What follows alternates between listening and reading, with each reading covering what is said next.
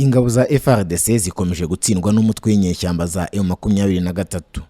Abaturage b'iki gihugu bo bakomeje kwibaza impamvu ingabo zabo zikomeza gutsindwa ndetse zitajya zitsinda na rimwe. None baribaza bati ninde wihishe inyuma yo gutsindwa kwa FARDC?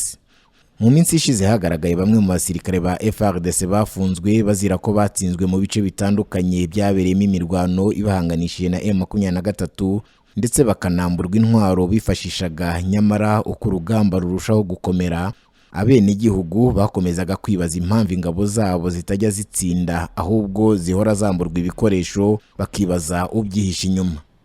Intwaro zikomeye za Repubulika ya Demokarasi ya Kongo yaguze ngo ihangane n'inyeshyamba za M23, inyeshyamba zimaze igihe zihanganye na leta muri Kivu y'Amajyaruguru zikomeje kugenda zijya mu maboko y'izi nyeshyamba, ibintu bikomeje kuvugisha benshi mu banyekongo ndetse bamwe bagasaba FARDC gusobanura niba kurwana byarabananiye.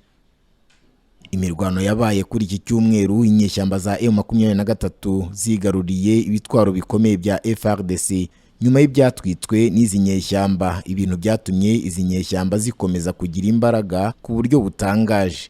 Ibintu byanakomeje kwigaragaza kubera ukuntu izi nyeshyamba ziri kugenda zisatira umujyi wa Goma buhoro buhoro. FARDC baguze intwaro zikomeye ndetse banatumiza indege z'intambara mu gihugu cy'Uburusiya nyuma y'uko kajugujugu bakoreshaga babonaga ko izi nyeshyamba zitazikangwa, bityo bitabaza izo ndege ndetse banemeza ko arizo bagiye gukoresha batera u Rwanda. Indege zirimo niyo binjije ku butaka bw'u Rwanda, igikorwa cyiswe icy'ubushotoranyi. Izi ndege zifashishijwe mu kugaba ibitero mu bice bitandukanye bavugaga ko birimo inyeshyamba za M23. Nyamara ibyo bitero byatumye abagize societe civile irega FARDC ibyaha by'intambara kuko ibisasu byasutswe mu baturage kurusha uko byari gusukwa ku nyeshyamba za M23. Uyu mutwe nawo wamaganye ibi bitero byagabwe ku baturage, bavuga ko babuze guhangana nabo kuko aribo bahanganye ahubwo bakajya mu baturage b'inzirakarengane kugira ngo babatsembe. Inyeshyamba za M23 zatangiye kwigwizaho imbunda za rutura igihe yarwanaga na FARDC mu bice bya Bunagana, bikomeza bityo none abaturage barabona FARDC yazanye intwaro bagahita bavuga ko bagemuriye abanzi babo kuko aribo bazi kuzikoresha kurenza ubo bazizanye nk'igisirikare cya FARDC. Bamwe mu bategetsi ba Kongo ndetse n'abaturage iyo bitegereje ibyo batangira kuvuga ko hari abihishe inyuma y'ibigenda biba. Ikaba ari nayo mpamvu ingabo za leta zitajya zitsinda na rimwe ku rugamba, ahubwo zihitamo guta ibikoresho bikomeye maze bikifashishwa n'uwo bahanganye. Ntabwo bizwi neza uri inyuma yo gutsindwa kw'ingabo za FARDC, gusa mu bihe bitandukanye Perezida Felix Tshisekedi Chilombo ari nawe uyobora Kongo kuri ubu ngubu yagiye atangaza ko hari abasirikare bamwe na bamwe bakorana n'umwanzi ndetse n'ibihugu bituranyi, ari nayo mpamvu akomeza gutsindwa mu burasirazuba bwa Kongo.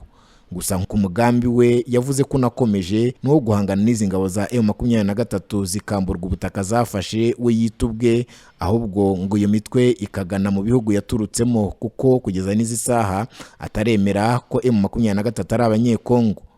Gusa avuga ko batazagirana ibiganiro ibyo ari byo byose usibye kubarwanya akoresheje imbaraga zose zishoboka akabambura aho bafashe. Hagati aho ibiganiro bihuza impande z'u Rwanda ndetse na Kongo birakomeje kuko Kongo yakomeje gushinja u Rwanda kuba nyirabayazana w'intambara ziri mu burasirazuba bwa Kongo, aho bivuga ko itera inkunga umutwe wa M23.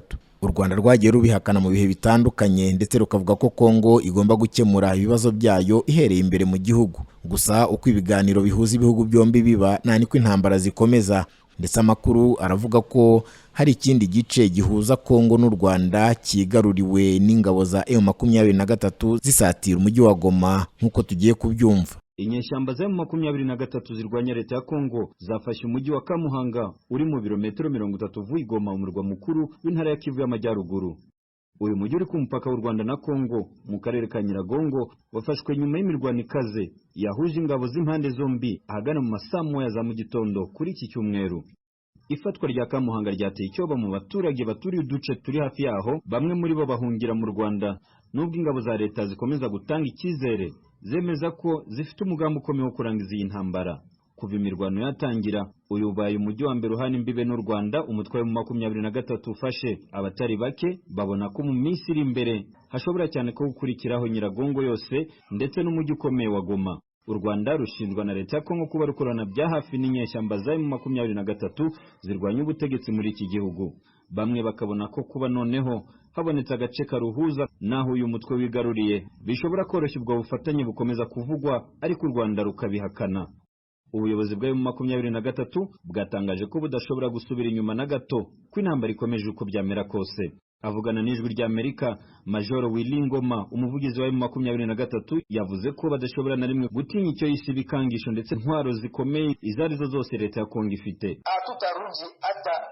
Nta na rimwe twebwe dushobora gusubira inyuma. Uduce twafashe tuzakomeza kutubamo. Tuzarindira uwo ari we wese ushobora kuzadutera, aho azatera turuka hose. Icyo duharanira ni uburenganzira bwa muntu. Twebwe ntidushobora kwemerera uwo ari we wese kutuvogera uko yishakiye. Twebwe dufite ibintu bitatu bituyobora: tuyobowe n'Imana, tuyobowe n'abayobozi beza na discipline ikomeye. Ntabwo rero dushobora gusubira inyuma na gato niyo byagenda bite. Muri iki gihe ubuyobozi bw'ingabo za leta ya Kongo FARDC ntacyo butangaza ku byerekeye imirwano irimo kubera mu burasirazuba bwa Kongo, haba muri teritwari ya Rucuru, Masisi, Beni n'ahandi. Ibi birasa n'ibiteye urujijo mu baturage bo mu ntara ya Kivu ya ruguru. Gusa mu itangazo ryashyizwe ahagaragara na komiseri Kabeya Makosa François, umuyobozi w'umujyi wa Goma, yasabye abaturage bose kuba maso bagafatanya n'abashinzwe umutekano mu rwego rwo kurinda uwo ari we wese ushobora guhunganya umutekano mu mujyi, kandi bakirinda inkuru z'impuha zizengurutswa ku mbuga nkoranyambaga nabo yise ko bafite umugambi mubishya bakorana n'abarwanya leta. Kuri ubu ingabo za Kongo FARDC zashyize ibirindiro byazo bikuru muri teritwari ya Nyiragongo ahitwa Munigi mu rwego rwo kwitegura guhangana n'uwashaka kwinjira mu mujyi wa Goma. Jimmy Shukrani Bakomera, ijwi rya Amerika, Igoma. Urakoze Jimmy Shukrani Bakomera. Nk'uko mubyumvise muri iyi nkuru rero, u Rwanda rwatangiye kwakira impunzi z'abanyekongo zihunga imirwano ibera muri Kivu y'Amajyaruguru. Izaraye zigeze mu gihugu zinjiranaga mu karere ka Rubavu mu mirenge ya Bugeshi na Busasamana. Umunyamakuru w'ijwi rya Amerika Gloria Tuyishime yaraye anyarukiyeyo, tuvugana ku murongo wa telefone hamaze kugera impunzi 89. Ahaherereye ni ku mupaka w'u Rwanda na Kongo, aho bita Kabuhanga, ni mu karere ka Rubavu. Impunzi ziri kuva muri Kongo kubera nyine imirwano iri kuhabera, amasasu ari kudaca. Hanyuma impunzi ziri kuva muri Kongo ziza mu Rwanda. Hanyuma nyine hari kuba igikorwa cyo kwakira nyine izo mpunzi, biri gukorwa n'abayobozi b'utugari ba midugudu kugira ngo babashe gutuzwa, babashe kubona aho kuba. Ako karere umaze kuvuga aho Kabuhanga biravugwa yuko kamaze kwigarurirwa n'ingabo z'umutwe wa M23. Abo bahunga mwashoboye kuvugana, hari icyo bakubwiye ku byerekeye imirwano yahabereye n'icyo mu by'ukuri uwo barimo guhunga uwo ari we? Yego, murakoze cyane. Twaganiriye na bamwe muri bo, bambwiye ko nyine bari guhunga amasasu. Bambwiye ko baje mu masaha, batangiye kuva mu masaha ya saa 8, saa 9. Bambwiye ko bari guhunga amasasu, bari bumvisha ngo noneho ngo babaye menshi cyane. Hanyuma nyine batangira guta ibyabo, deja nta n'ikintu bazanye, nta n'ikintu bagendanye. Bumvishe bikomeye cyane, hanyuma aba ari bwo baza. Ntabwo uko byavugaga, ariko noneho ubu biri kuvuga ko nanjye ubu ngubu nteze amatwi neza, ndi ku mupaka nteze amatwi neza, ndi kumva amasasu ariko kiri kuvuga. Ubu ngubu turi kubona imyotsi hakurya ku mupaka. Ubaye nk'undasumuzo kuko nendaga kukubaza nti ese bameze bate, bazanye iki? Hari abakomeretse, hari abagaragara nk'abarwaye? Sa nk'utanga igishushanyo cy'ibyo urimo ubona ku muntu uteze amatwi radiyo y'Ijwi ry'Amerika. Urakoze cyane.